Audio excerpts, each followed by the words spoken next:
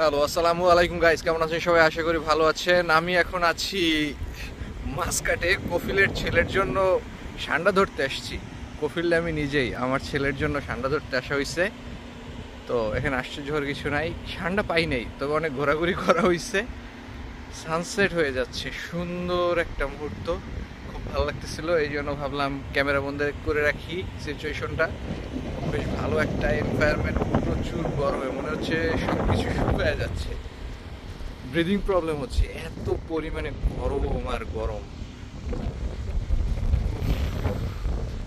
প্রত্যেকটা বালুর লেয়ার উড়ে যাচ্ছে, মনে হচ্ছে যেন সমুদ্রের মধ্যে দাঁড়ায় আছি আর এক একটা ঢেউ উড়ে যাচ্ছে। উড়ে উড়ে বালুগুলো সব মুখে চলে যাচ্ছে, আমি একা একাই খাচ্ছি, আর কেউ খাচ্ছে না। Thank you so much.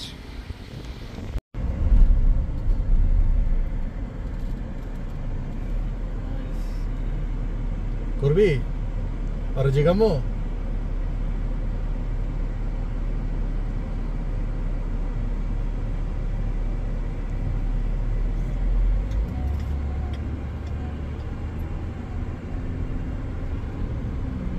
ওগুলো হালাইতে এলো, ওরা আবার ছেঁচড়ায় ছেঁচড়ায় নিচে নামবে একটু পর।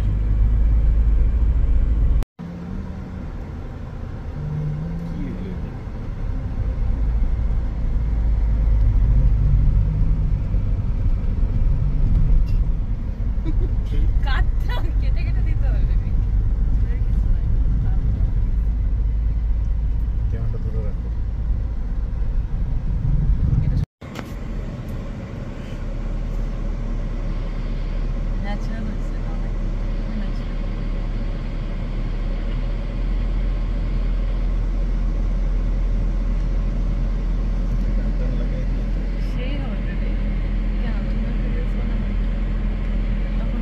শাকুর, না অ্যাক্সিলেটরে পা দিছি না ব্রেকে পা দিছি, গাড়ি চলতেছে। সিরিয়াসলি? হ্যাঁ। গ্র্যাভিটির জন্য? না না, বাতাসে? বাতাসেও না, গাড়ির একটা নিজস্ব ইয়ে আছে, ফোর্স আছে। তুই যত নিউট্রালে ছেড়ে দিলে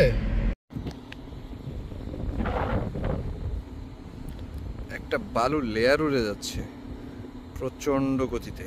এই যে সাদা যে লেয়ারটা দেখতে পাচ্ছেন, এটা হচ্ছে বালু। কিছুক্ষণ পর পরে মরুভূমিতে এই ধরনের ঝড় হয়, পুরো বালুর লেয়ারে সব কিছু ভেসে যায়, সাদা মনে হচ্ছে যেন আলাদা একটা পরত পরে আছে, কিন্তু না, কিছুক্ষণ পর পরই বাতাসে আসলে এই লেয়ারগুলো ভেসে আসে।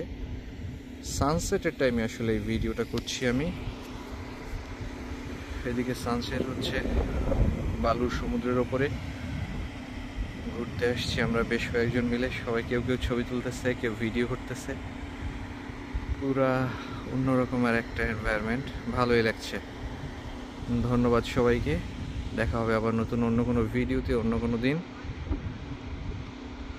জিন্দেগি না মিলেগা দোবারা। Thank you.